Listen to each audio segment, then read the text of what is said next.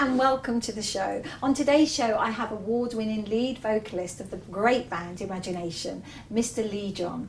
Welcome to the show, Lee. Thank you, Monica, for having me. Wonderful to see you, and Thank you. it's just, just so lovely just to catch up with you because I know you're extremely busy at the moment. Well, I'm lucky. I'm just very lucky. Very Isn't that lucky. lovely though? You're still doing your thing and loving it. So 3,000 years later. Yeah, so yeah. And you don't look a day over 20. I don't see what they see. That's I can see the age, Oh, believe oh, me. we were talking about that, weren't we, just? But Lee, it's just so lovely to have you here. I mean, you've done such a fantastic career so far. You've had such a fantastic career, and it continues to go. But I'd like to start at the beginning, if I may. So let's go back a little bit. And Wow. you were born in London. I was born in London. And then you went to... I went to live in New York. That's My parents right. split, and my father took me to America and New York, and it was like a great town. We went on a ship called the SS France, the longest ship in the world. Yeah. And I remember it so well because I could play with all the kids, and we were doing these competitions. I used to do paint pictures and win prizes and get a box of chocolates and stuff. It's funny the things you remember. Yeah, I remember that. And yeah. there was a record that they gave us called the SS France. I still got it on vinyl. I still have it. You know, France, France, lovely as a bride, dream ship of Paris at sea. You know, dirty French, you know. So I have this record. But anyway, when I landed in New York, it was by the, the dock where, it's the thing you see in films where people like unload the ship and all these things, and you've got all these big bags and containers. And things, I'd never experienced anything like that in my life. And how old were you then? Oh God, was I 8, 9, something like that? So quite an impressionable It age. was very impressionable. I grew up very quick when I was in New York because it was that kind of era. It was the late 60s going to the 70s. There was a lot of change. When I was there, it had just been the assassination of Dr. Martin Luther King. Really? And so the whole city was like in this kind of state. Not long after was the assassination of Robert F. Kennedy. Oh my gosh. And so it was a time of the Black Panthers, it was a time of Motown, it was a time of Stax, there was a lot of change going on. And my father and his second wife took me to pay tribute to Robert F. Kennedy at St. Patrick's Cathedral. And we came out of the tube station, or the subway, and this is Patrick's Cathedral right here, and we ended up having to walk all the way around. It took us a whole day to walk because they made everybody walk around. all around. And we started at 11 o'clock. We didn't get to his coffin until about 6 o'clock. It was hot, hot, hot. We met loads of people chatting, but this is a childhood memory, you know. How lovely though. So I had that memory, and also music was obviously a very, very heavy part of my life. Were your parents musical? My father played saxophone. My mother loved to dance. My sister danced a lot. So there was always music in the house. So, and I, as a kid, when I was in London, I used to sit underneath the radiogram. Do you remember the radiogram? Oh, yes. That had, we don't remember that. To those who don't know what a radiogram is, it was like a huge piece of furniture that had a radio and a record player in it, and you lift it up and you some put of them your had a 45s. cocktail bar as That's well, right. didn't they? But it looked like a wonderful piece of furniture. I used to hide underneath, and the vibration of the music, I listened to it all the time. Fantastic. And all the little, listen with mother. And be listening to all these things as a kid, you know. Remember that. Yeah. So all these kind of things, I think, became part of my imaginary life, in a sense, with music and things. I remember those. But in America, they had about 15 channels on TV, while in England they only still had 2 or 3. So for me, I really consumed a hell of a lot of music. And I got signed to a label. My father's wife took me to a label, and I got signed to Worldwide Records. They were looking for, it was the time of the Jackson 5, so looking for that kind of thing. And how old were you then? Oh my God. You know, I kind of, about, no. I was like 11, something like that, 11, 12, yeah. Oh, how wonderful. And I auditioned for Worldwide Records. We did some demo tapes. Yeah, we did that. Yeah. They had a theatrical agency, and they were doing a play called The Me Nobody Knows, which in the end had Stephanie Mills and Irene Cara as part of that. But my father didn't want me to do it because he wanted me to keep up my schoolwork. And so when I went to junior high, I became a track star. I was doing long distance running. And he didn't like that. So we were completely at loggerheads. So I decided I wanted to come back home to stay with my mum because it was he had this vision which was not my vision. So so my time in New York was my mother's family were there. My grandmother was there. And it was a very loving time for me with meeting all of my family, my grandmother. She was living in New York, then she went to live in Atlanta, Georgia, Logansville in Georgia. Yes. But we had relatives in California, Miami, because my grandmother had 13 brothers and sisters. There was obviously no TV then, and loads of, minimal radio. Yes, that's right. So, and what happened was all her brothers and sisters left St. Lucia, which is the island that they came from. Yes. And went to Cuba, South America, Guyana, New York, America, and my mother was the one with my uncle that came to the UK. So it was very wide. So for me, it's always been a learning process. And did you like that family unit? I did. Yeah, I did. I loved my mother's family more than my father's family because I saw more of my mother's family. Yeah. And they were like the Cosby Show, they were very, my cousins. I even speak to John, my cousin now, So when I came back to the UK, I went to Highbury Grove, where Rhodes Boyson was our headmaster. He became an MP. And then...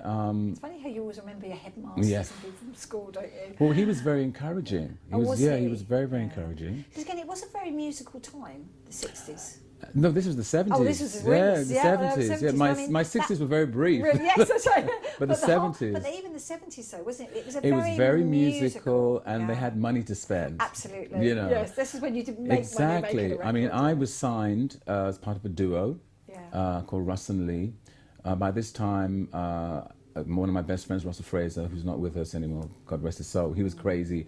He actually, when my group Imagination formed, he ended up working for the record company, promoting the records, putting them in the shops, doing the window displays, the albums and everything. So it was great. All the telesales girls that used to be selling the records, he'd be on the, say, hey, Marjorie, come and speak to my cousin Lee, So you'd speak to them and they'd sell the records in more and more and more. Fantastic. So we were together as an early age, and we were like the Jackson 2. It was very funny. And it was like one of those stories you see in a film. We went to EMI reception and we saw a guy sitting down, and we said, he looks like a manager. And he said, yes, I am a manager, by the way. So I said, oh, well, and we were so full of bravado. Yes. And we said, yeah, we're singers, we write our own stuff and this. And they said, well, why don't you sing for me now? So we did. And all the secretaries, all the clerks all came out while we performed in the reception of EMI building, the old EMI. How wonderful. Yeah, and he said, I'd like to sign you. So we got signed. No, straight away there. We got signed. Those were the days. Yeah, those were the days, you wouldn't believe it. No hit, but but the experience was great because I got to work with one of the top session musicians, which was Gonzalez. Oh, yes. And Gonzalez had a hit, Haven't Stopped Dancing. That's right, great. And they had the bass player Phil Chan, who then went on to work with Rod Stewart. We had the backing singers Thunder Thighs, and they sang on Lou Reed's Walk on the Wild Side. Oh, I love the Colour Girls Go. They were still behind our record. That was them.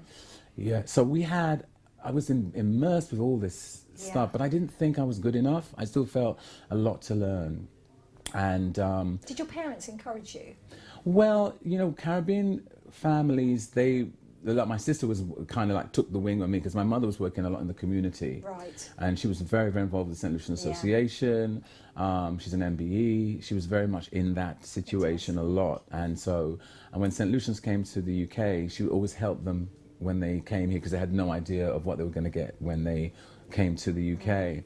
So, and also she became a police liaison officer when children were arrested by the police. She would go out and help them because they didn't want to speak to the police. It was a very heavy time. It's a different time. It was a different time. So basically, the stop and search was that they're bringing back, I don't know why. And she would, they wouldn't speak to the police, so they'd see her picture on the wall and they'd call her and she'd get out of the bed and go down to Hornsey Road Police Station and help these kids out. So I had all that, and at the same time I was auditioning, I was part of our drama group, Hearing All Australian Players. Keeping busy. Yeah, well, I think I was brought up in that kind of household. Yes. My sister was very much... Good work ethic? Good work ethic. I mean, even, I remember when I left school, I was gigging by that time. So I was doing gigs in the night. I had a day job and a Saturday job at Toppers in Carnaby Street. Could you believe it? I thought, how did we do that? I know. It's like, But we did it, but and there was no mobile. No, that's right. That's actually, There was no mobile, when we and I used to was make a phone, used to have to get money and go into the telephone box and the make thing a is, call. I had to be at a certain place at a certain time for the band to pick me up. So I did all the bingo halls and working man's clubs, and it was a great working experience for me. I can imagine. And I started doing more studio stuff, and I even to the point just before Imagination, I was offered to go in. What was the group called again? Sweet Sensation. Oh. Because Marcel Well, I King had remember left. them, Yeah, yes. he'd left. Yeah. And they asked me to audition, but I refused it. Really? Yeah, because I thought, no, I want my own thing, you know. Your own thing. And then I ended up working with chairman of the board, the Velvelettes and Delphonics Yeah. as a session singer with this agency that they'd have, like the American singers would come over and Yes. we would like the backing And then you would band. have like the band, yeah. So I learned a hell of a lot from all of these Americans. Lee, we haven't even started yet, but we're going to have to take I a know, break. I So know. hold on. Stay with us. Come back and join us again just after the break.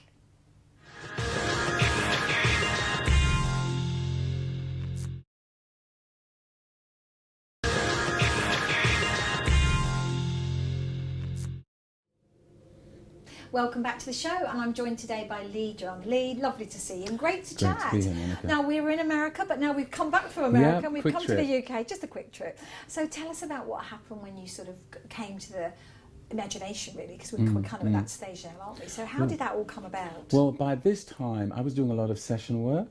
There was a young lady, not Linda Taylor, Sonia Jones.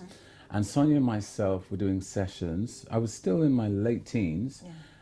And we had done a session for the producer Trevor Horn. Oh, yes. Yeah. And he at that time hadn't begun Buggles. He was doing a lot of work for different people. In actual fact, he was going out with a singer called Tina Charles. And Tina Charles, I think, was looking after him. And we ended up doing a track called Got to Be Good, which I wrote. Yes. And we did 3 demos for Eurovision, not for us to sing, but they were for other artists. Oh, right. Yeah, I didn't okay. want to be in Eurovision. No. I just wanted to be, I was getting paid, so, Yes, you know, I that's was right, doing a yeah, lot of that. yeah. So anyway, he did a track called Got to Be Good, and I rewrote it, and Tina was kind of in it in the backgrounds, and I took it to an A&R guy called Morgan Khan, and he had opened up a label called R&B. Actually, it wasn't called R&B at the time. He actually called it R&B once he signed me. So we were the first signing. But he was with the old. It was distributed by PRT, which was the old Pi label. Oh, And Pi was a yes, big I remember label in the Pi, 60s and 70s. yes. Yeah. So they distributed on Red Bus R&B label. Our first single. But basically, they sent this track, this master, which was the tape, to America. Yes.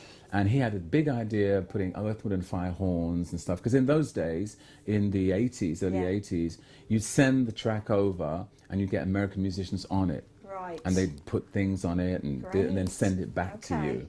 They lost the tape. No. We had like one version of it, but... Lost it. So anyhow, the record company were embarrassed. I was like, you know, on another level with them. I thought, Yes. who is this company? Yeah. So I decided, you know, I'm not sure about this. So one of the directors said, look, we've got a producer who loves your writing, because I was writing a lot of stuff, and which turned out to be Tony Swin, one of our producers. And he gave me a piece of music. I was very, okay, yeah, you know, that kind of attitude, because you've lost, you know, big Yeah, deal. because you lost it. Yeah. See, in those So- days, that when things got lost, they got lost. Nowadays, it's all on the cloud. And Exactly. Wherever. Yes, you know, we didn't have that then. He gave me this cassette. Yeah. Took it home. I thought, this could be something. I thought, So I sat down and I wrote. I was on my mum's kitchen table in Hornsey Road, and I always say this in my shows because it's very important in my life. I think the start of your career, the start of something that makes you, It was a point. is a very turning a turning point, and that was a turning point. Writing the lyrics and melody to Body Talk, our first single, and Ashley was working with me with these American groups at the time, playing guitar and bass and stuff. So I phoned him. I said, look, come over to the studio. I'm going to go to the studio. I'm going to put something down, because I phoned Morgan Khan and Tony Swin and said, look, I've got an idea. Just push it in the studio. Yeah, yeah. Went in, we routined it. I remember Tony and them said, this is really great. When are you going to record it? You know, because we were there to record it, but Yeah. I didn't want them to tape anything yet. Yes. So it was like, we got to a point where I said, okay, let's put the background vocals down first. Yeah. So we did. So that's us doing all the backgrounds for Body Talk. And then we did the lead in one take. One take, that was Wow. it. Incredible. I refused to do it again because I thought that was it. We'd rehearsed it, you know.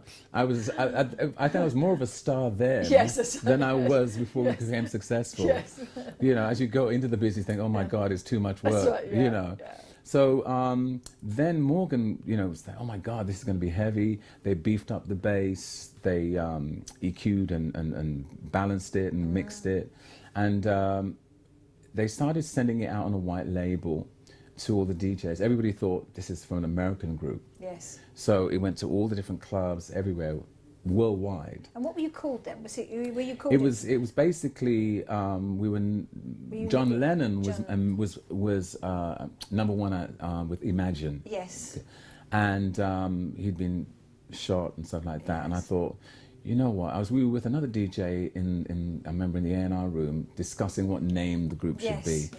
And I said it would be great if we could take something from the Beatles or John Lennon, and Imagine came up, and you know it was like Imagine da da da da da da da, and then I think we were talking that imagination would be great. That means we could do anything. Yes. There was no boundaries. Yeah, imagination. So you just use your imagination, Yeah. everything like that. So Great name. it stuck.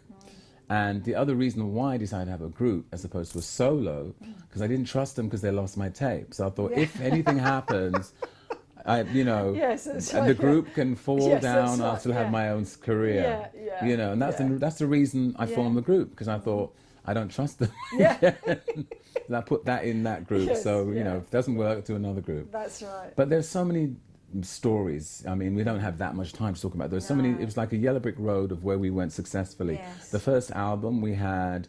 Body Talk was a hit, Our Love was a hit, Flashback was a hit, So Good So Right and Burning Up were double A-sides and top 10 in America's R&B chart. And the R&B chart in America at that time was like being top 5, top 10 over here. Yeah. The charts were different. then. Very They different, were very than they are now. different. Yeah. And we had in America really strong grounding over there. It wasn't like commercial. It was very like, not underground, like diehards, but Yes. very strong. Yeah. And even today. And there was Tell Me Do You Want My Love was number 1 in Canada. And that's all from the Body Talk album. And that's Wow. before Just an Illusion. So, What do you think it was that made you so successful? I Straight think, away, 'cause well, it was very successful straight away. Well, it was. I wasn't think it? visually as well. You know, Yes. because we came from the period of punk, new wave. Yeah. There was like a lot of soul heads, the reggae heads. There was, I think, the youth of that generation. Everybody wanted their own identity. Yes, So yeah. everybody was. You know, the guys wore more makeup than the women. Yes, I know. You know, the hair was up here. Yes. You know, everyone dressed. Everyone had an image. So we exploded with that. We gave it the theatrics, and everyone said, "Oh, you're so sexy," and I had no idea what they were talking about Yeah. because I just played it up. You know, the other guys were big and Yeah, macho, yes, and I was the yeah. skinny thing in the middle. You know, with rubber legs. You know, so I just and arms and stuff, and so I just played it up. And you know, Yeah. "Oh, you're so sexy." I never really Did you got ever into think it. you were? No. I just thought, you put that person on the stage or in front of the camera, and when I went home, that was it. And I was very grounded with my family because, like, Did they keep you grounded? Well, my sister, we did Top of the Pops one, and my sister, I remember she was at my house. We came home and I'd done Top of the Pops. Came over my luggage and costumes and everything. Which is a big thing in those days to do Top of the Pops. That was and it was one of the biggest shows, family It viewing. was. It was incredible. Big TV Yeah, it was show, an amazing and show. I came through the door thinking, "Oh God, I've just had all this adoration." Yeah. My sister says, "Go and put the kettle on." I thought, Do "What?" the washing. Yeah. She says, "And while you're there, put some toast in the toaster." And I'm thinking, "What? Do you not know who I am? I'm thinking like this, you know. And she gave me one look, and it was like, "Oh, one of my mates from school, Russell, was there and was going like." Yeah, tell him, you know, like that. And I was like, oh my goodness. So it's like, I shrunk. But that's good though, isn't So it kept me very grounded. Yeah. So I think that's I'm important yeah. though, isn't it? Because Oh, when yeah. when you're working your way up, and you've been obviously singing and in this career for such a long time, when you're working way up and still continuing to work and become bigger and bigger, I think it's always important to have those people around you just to say, God, yeah. hang on a minute. Yeah. I mean, I love to go on the tube. Yes. You know, before I used to go on the bus, I don't go on the bus anymore, but I used to love to go because I see people and I see individuals and I think, you know, I make up stories about each person. You know, it's like that. And I'd write songs. I was going to say, it's because you you're know, a writer. I'd write these ideas and stuff like that. And was there ever a time when you were in Imagination, during that career, where you saw yourself on a billboard or a bus, or where you actually thought, I did a double take? What was, can you remember I tell you the one that funniest really thing. One of the funniest things that stands out is we were doing the Dominion Theatre, which is one of the biggest theatres in London. Yes. We did it twice. We did 8 shows in 7 days, including a matinee for kids. Wow. And I just left home and I was living in Tottenham. My mother didn't believe I'd left home. She said to my friend, "Where's he gone?" You know, I said, "I've got to pay my own bills now. I've got to do my own thing." Independence. Yeah, independence. And so this particular day, we're doing rehearsals for this show at the Dominion. Yeah. So I jumped on a bus. We'd done Top of the Pops and everything, and I used to jump on the bus and not even think twice about it. And then as we were going down to, I think Holloway Road or something like that, I looked up, and there we were. I was on the bus. Their album was right on the bus, and I was like, "Oh my God!" How lovely! It was something else. And then how does it make you feel when you saw it? It was great, but when I told my managers, they said, "No, you can't do that anymore." Yes. That's what they said. You can't do that anymore. I said, "It was really great." I said, "We were on the bus, on the bus, I'd have been so But excited. I think when I felt like we kind of made it was we were in Spain, in Madrid, in this bull ring. And at that time, it's the first time I'd seen, they'd had screens. And they didn't do a lot of that here at that time. But I saw my image on the screen. And I was just aghast by what I saw. I thought, "Oh my goodness, that's me. Yes, me." Yeah. So it was an interesting time. And it was a lot of learning as well. Yes, I can imagine. And were you, as a band, you were very tight and very supportive? Oh yes, yeah. We were like, we weren't relatives. We were brothers in music. Brothers in arms. Brothers in arms. And it was great because we had each one's back. We were all very individually different. So I was Errol was the sexy one. Ashley was, what was he, the quiet one. I was an intelligent one. Well, at that point. Right, we've got to take a quick break again, Lee. So come back and join us again in just a minute.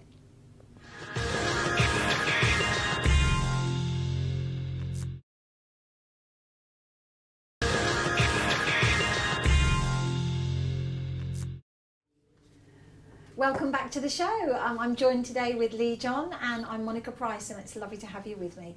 Lee, we're talking all things imagination. It's been what a journey you've had. It's been great. It's been incredible. And just listening to your story, it's just what's so lovely for me is that you still remember all the people that you work with, and you have you're very humble in your talk about them. You know, when you speak about them. I'm blessed and very lucky. Yes. There's so many people. No man is an island, and I think it's the people around you that help you and support you. They help you, and they, and I never forgot that from the very early days. And I keep learning through that. And there were some very special people. Some of them are not with us now, but they were very part to making Leee John of Imagination. Very, very much so. And inspiring me a great deal, and also I've been blessed to travel the world, I've met so many different people. We performed obviously for the royal family. I remember going to Buckingham Palace. Not Buckingham Palace, we went to Kensington Palace. And the prince, when he was the king, when he was a prince, we were there doing something for the Prince's Trust. Wonderful. And at that particular time, I'd stopped eating certain things and stuff like that, and he was offering us tea and coffee, and there was things I was refusing. I said, I don't want, and he kept on me asking me, "Why don't you want to drink?" Really? Yeah, it was because the others were like going for it, and I said, "No." I said, "Do you have any herbal tea?" And he was saying, "Oh yes." What? So he's very keen on that. He's very and then he keen told me, at that very early stage, about what he felt about natural foods and different things like that, and the environment. We started talking about the old buildings and the and keeping that. And I said to him, "Well, when I used to land in London, you knew you were coming to London, but now it's unrecognizable. It's even more so. So you'd know, oh, I'm coming back. Wow." Yeah. But now it's not the same. No. It could be anywhere around the world with these glass buildings. Yeah. So it was things like that. Had the opportunity. One of my greatest memories was in the mid-90s. Was touring South Africa with the group Atlantic Star. And I became also patron for Operation Hunger, which was Zinzi Mandela's charity, and invited to the Mandela House. And Winnie Mandela cooked for me. Wonderful woman. I think she was done wrong by the press and the media. And it all came out recently in a documentary where they really, all these journalists and stuff and people in the government set her up. So basically what we saw through the media was not what was actually happening. And while I was in South Africa, I heard all these stories because I had a load of friends there. And it's different when you're in the UK and then you leave and you go into another country and you actually see and hear what's really going on. But it was a wonderful experience to be part of that. I was going to say, it must have been wonderful. Yeah, and we were doing a show in Soweto, and it was for the kids on a Sunday. And it was just small people, and then all the little shanty towns, all these kids and families started running out because they heard the music, and it was a blessing to see that. Yeah, it touched me so much. Traveling can be really humbling, can't it? Yes. You really come back and you appreciate, what you've got here, and your career at the moment is just continuing. Songwriter. Well, I've done a lot of jazz, things. There isn't. You're putting your arms into filming and things like that. So it's wonderful, though, Lee. So tell us a little bit about what you're doing. What now. I'm doing now. Yes. What have I done? Well, it started just after the lockdown. Yes. I was on tour with the Gorillas. We had a big record called The Lost Chord, especially in America. We had a really big album, and that got me a fantastic new audience. I then worked with George Vasillo, a Brazilian artist, who's a 2-time Grammy Award-winning artist. I worked with the old punk from Belgium, Plastic Bertrand. We did a song together, and that did well. Rob Scott, who's like a kind of an R&B sort of, really has a retro feel to him, and I did something with him. And what am I doing? Oh yes,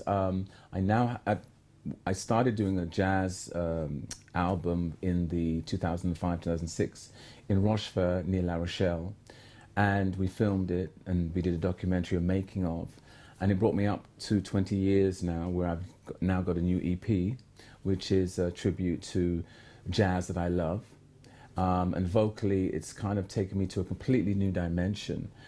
In my writing, in my approach to the art of music, the art of voice, the art of lyrically writing. And it is very different. I've listened to it, and there is a totally different tone. But I love it. I love it. Was that deliberate? Did you think I want to do something completely different, or was it just as it was? Yeah. I mean, the thing was, I was always doing jazz. Yes. But I love Motown. I love funk. You weren't known for your jazz, though, really. No, It was always Motown. But I kind of see, the voice is like an instrument, and I feel that my voice is like a brass player, like a string arrangement. I hear all that, and so I use my voice in different ways, like an instrument. But I was not always allowed to do it when I was in the imagination. Little bits like I do a little bit of that, but that was it. You get a little touch, a little scat here. Yeah.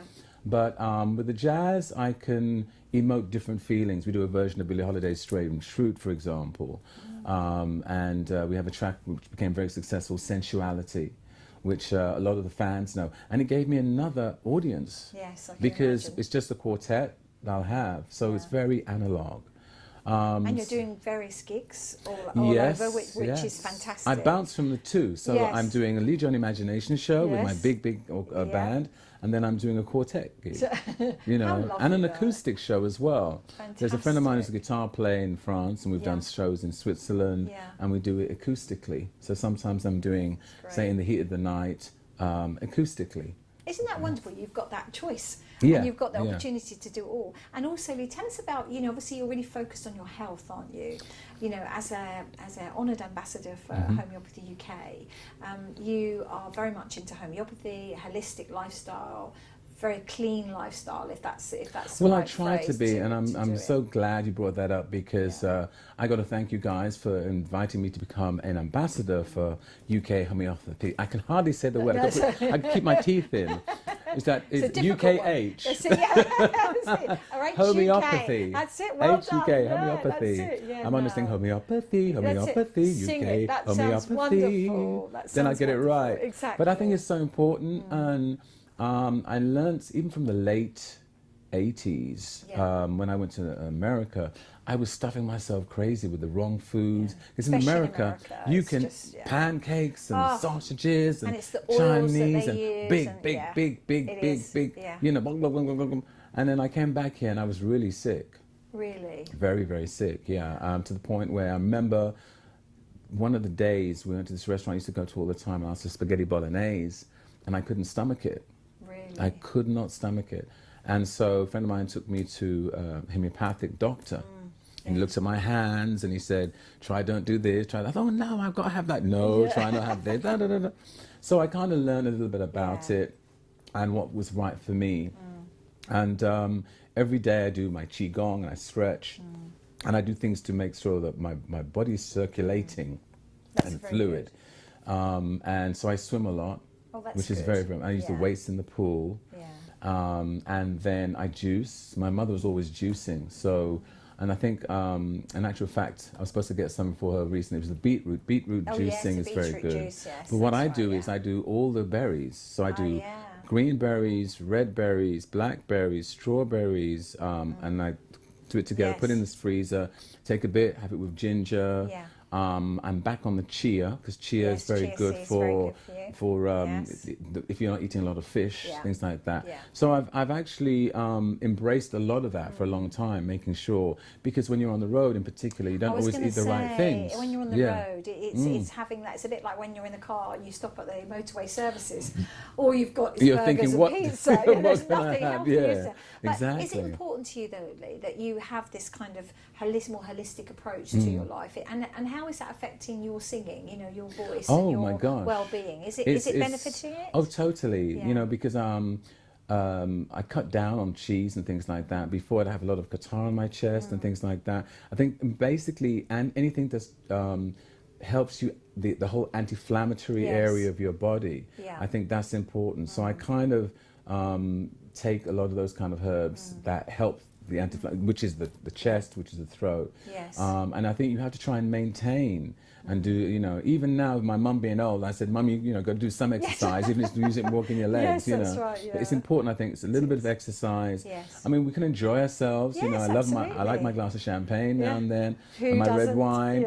But, you know, at the same time, I think if I am having that, then I have to release it out of my system. I think that's the wonderful thing about homeopathy, isn't it? Because it's a natural plant, mineral form of medicine that really works in tune with your body, and it's a very individualised. Yeah, I mean moringa, for example. My aunt in St. Lucia, before I go, when I'm there, she has it outside and she puts it in the machine and she grinds it.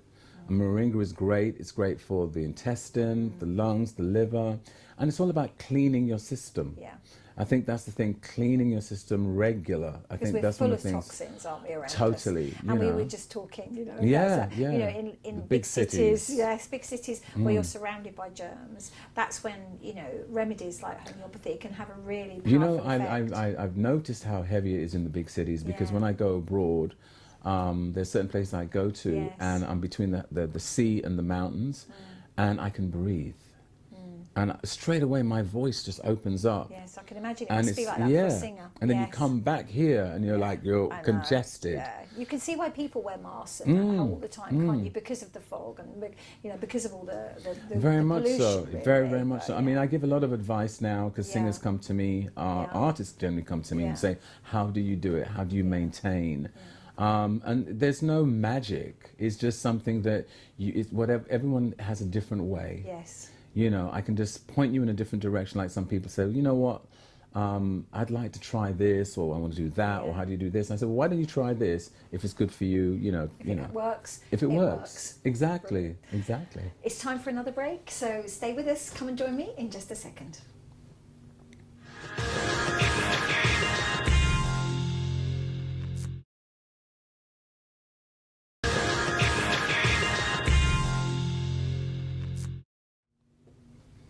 Welcome back to the show. Leee, last segment of the show, it's just flown by. But Leee, I just want to talk to you now about the future. And it's a lovely, wonderful future, I feel, for you. You're still doing some amazing things.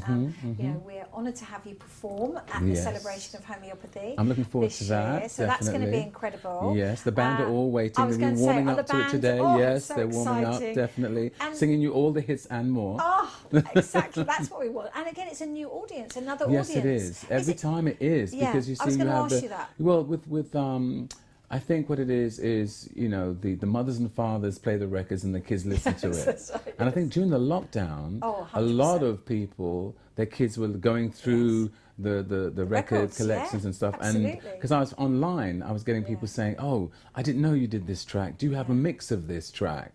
And I'd be emailing me, you know, on Insta or on Facebook, and they're then connecting. And that was one of the interesting things. It's something about vinyl though, because when I knew, you know, and I asked you to become our ambassador, and you know, I immediately looked through my record collection because I've got Body Talk, so I immediately thought, oh, well, maybe I'll get him to sign it now, you know. But it was lovely, and I played it, and it was just so nice just to go back to that time.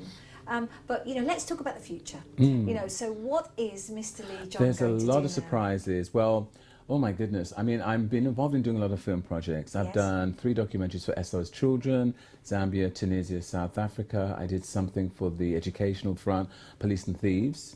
I did a documentary for St. Lucia, which is going to be aired for St. Lucia's Independence Day. Fantastic. It was called I Love St. Lucia. Wonderful place. And I did an interview for them recently. And so it was interesting because I went with different eyes. I approached it differently. I didn't go as a tourist or anything like that. I went with, you know, because we were about to do a show as well, and I thought, well, let me see from the St. Lucia. Yeah, in St. Lucia. Oh, I went on the grassroots level, and filmed it, and it was like a wonderment of seeing some wonderful things there, and people on the street and their viewpoint in St. Lucia. So I did that. I'm working on a film called Flashback. The history of UK British black music. I've been working on it for the last decade. I have over 100+ interviews. We're just tailoring it off the front and the back of it. We have a few more interviews we need to do, and it's a wealth of information because we talk from the classical period of turn of the century into today's music. So it's quite a while. I've got a lot of content. So that's that's my baby, I should say, that I've been working on. And then I have a big surprise coming my way, I think, next month in France. Can you tell us? Yes, I can. Well, 2 things. I'm performing. You've heard it here first. Yeah, I'm performing for the royal family in Monaco for a special charity event. And then the next day, I'm flying over to Paris to sing on the red carpet. Surprise, but I can't say anything, but I will say anyway. It's for a film by the title of Just an Illusion. No. So the film's called Just an Illusion. How and fantastic. the music is in the film. And the actor in it, Louis Farrell, I think his name is, he's very well known. He did a film called Dreamers, which was a famous film. That rings a bell. It crossed over to England and all over. Yeah. And his father's a famous director and producer, and they really loved our music. So it's a comedy, and the executive producer contacted me directly. You know, I wanted to be in the film. I was going to say, please. I wanted to be in the film. Was it a bit of a Shrek moment? Pick me. Yeah, it was like that. But I have spoken to a director who's interested. I wrote You'd be very good. I wrote a screenplay, and he's interested in probably doing something for that. And did you write this Just an Illusion? Was it a special adaptation of your original? No, it's the same song. It's the same song. Yeah, it's the same song, Just an Illusion. So it's just the fact that it's going to be all over the cinemas everywhere. So which is great. Oh, how exciting! You know, your song is up there in the titles. You know, that must be so wonderful. How you must be feeling it's great. so excited. Well, about I'm that. kind of excited when I see it. Yes. I think just in case something doesn't happen, because they've already changed time. That's history and your experience. Yeah, I mean they said to me, because the music industry is very well, like they this, said they were going to have the premiere at 4:00. Yes. And could you fly over at this time, maybe at that time? And then I got a call today saying, oh no, Leee, you don't have to worry, because we're supposed to have lunch with the royalty. Right. And they're saying, well, you may have to miss that because you need to be there for the red carpet. Yes, yeah. Now they're changing it to the evening. Oh, So that means I can, you know, that's the industry. It is. That's it's the a bit, industry. it's very up and down, isn't it? Yeah. But how exciting. There's a lot of that, and then I've had a few good years, especially the last couple of years. My mum, her portrait was painted, is now in Buckingham Palace. She's an MBE. They did a special Windrush collection of famous black people who've contributed to the UK community, and she was picked as one. She was written about in a book. I did a documentary on my mum, a small documentary, and for her 98th birthday last year, I filmed the palace, and they said that her portrait's back in there, and they let me come in and surprise her to see her portrait there, because it went on a tour. It was in the National Gallery. So she must have been so proud. Oh yeah, so she's more famous than me. Yeah. You know, she's more famous than me. So a lot of people know my mum. How exciting that, you know, you're still doing all these wonderful things. And is there a point where you're going to say to yourself, right, that's it? I'm a vaudevillian, I think. You know, like the show's got to keep going on, baby. You know, exactly. You know, they'll knock me out, and then I'm still doing it. And I mean, I enjoy doing it. Do you think you'll just continue to do it until I mean, it's a question that you can't ask, because the situation is, as long as you keep enjoying it. Yes. And that's really important. There's still things in my life I haven't done. Yeah. So I still want to do those and stuff like that. And I was saying to somebody the other day, you know, I want to do a course on. And they said, you want to do a course? I said, yes. Why not? Yes. So there's a few things I still want to learn properly. Yes. But these days you can go online and learn them so quickly. Yes, I know. So that's which is great. And I'm finding my brain is working in that way. I think, how do you do this? And okay, okay, fine, I know it now. Yeah. I said, right, but I need to know a little bit more. Yeah. You know, and because I love history. Yeah, I was going to say I love history and the history of music. So when I was doing my first jazz album, I went all the way back to the 20s, the 30s, the 40s, the 50s of jazz. Wow. And bringing it up to the funk, which I love, and soul and stuff like that. And then I threw it all out, and then we went and recorded. So therefore I had all those you know, the food of it in me. Yes. And then we just did it very organically. Yeah. It's like today we're rehearsing, and I had to remember some of the lyrics, because I've got new songs that I've done, and like All in Your Eyes, our new song is in the jazz charts. Yes, I was going to say that to you. Congratulations, Thank you. It's in the jazz charts at the moment. And it's organically in there, because some of the DJs heard it and they thought, what is this? It's a bit different from everything else. And I would say All in Your Eyes from that is called Leee John Jazz with 3 Zs. I thought that would give them talking. Just like your name. Exactly. I thought 3 Zs, 3 Es, let them talk. And so All in Your Eyes is a track where you're looking at the world through your eyes. Some people think it's a love song, but it's actually not. It's actually what the world has given you, what you see, what you followed through your eyes. Yes. And that's that's the story through it. And there's a lot of people who've embraced it, which is really interesting. And the thing about it I was going to say was that I've been getting feedback, and the feedback is like the same kind of feedback I got when Body Talk first came out. Oh, really? It's that sort of very organic thing. Yeah, I'm thinking, oh, you like it? Because I was like, you know, this is for an acquired taste. Yeah. You know, and sometimes I'll record something, we'll put it out, and see if you like it, you know. But this has been a special moment. Yeah. It's not like everything else. That's nice. That must be so lovely for you. Yeah, we went in August. We were in a studio in Crouch End, and there was all these instruments and everything like that, and we just did it live. Wonderful. So it was like going back to the old days. And you still like performing live, don't you? Yeah, and I'll be performing at your event. Yes. So that's another very a plus for homeopathy. Well done. Homeopathy. UK.